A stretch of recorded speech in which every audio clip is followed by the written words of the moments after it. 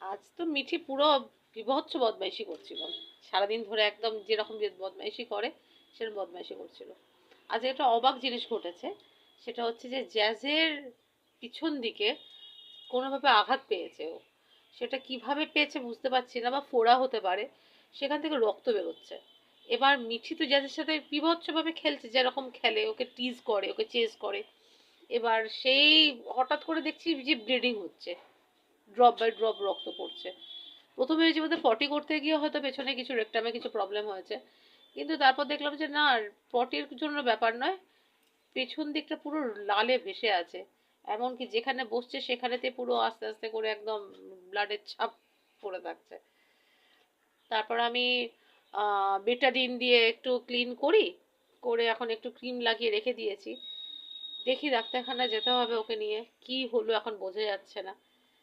আমি তো এরা কিছু হলে তো ভীষণভাবে চিন্তিত হয়ে যাই না, আমার তো পুরো জীবনটাই এদেরকে নিয়ে।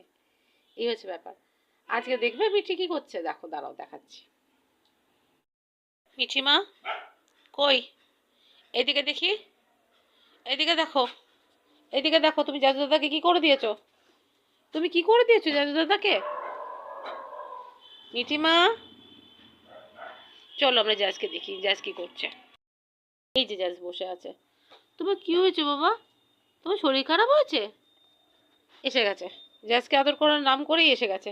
মিঠি চলে এসছে। কি হয়েছে মামা? এই দেখো মিঠি চলে এসছে। কি হয়েছে বাচ্চা? ওরে বাবা রে, আমার ছোনা রে, ব্যথা লেগেছে? ব্যথা করছে বাবা, ব্যথা করছে? ও, ঠিক হয়ে যাবে। ও ভীষণ ঠান্ডা, জাস্ট এত ঠান্ডা না, কিছু বলার নেই। আর সেরকম ভাবে মিঠি ওকে উত্তপ্ত করে, খেলতে চায় আসলে। বাচ্চা, আমি ডাক্তারবাবুকে ফোন করেছিলাম, তো ডাক্তারবাবু বললেন পজ একটা ট্যাবলেট দিয়েছেন, আপাতত খেয়ে ব্লাডটা এইখান থেকে ব্লাড বেরোচ্ছিল,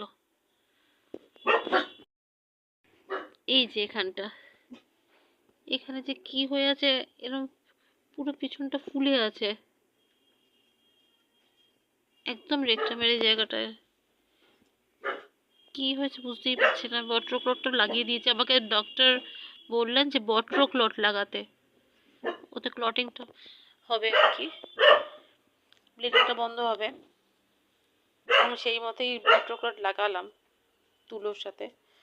আর পজ 500 হাফ ট্যাবলেট দিতে বলেছে, সেটা খাইয়ে দিয়েছি আপাতত। তো রাত্রিবেলা আসবেন উনি, দেখা যাক কি হয়েছে। আচ্ছা দেখি, আচ্ছা দেখি। ও আচ্ছা, দেখা যাক কি হয়েছে।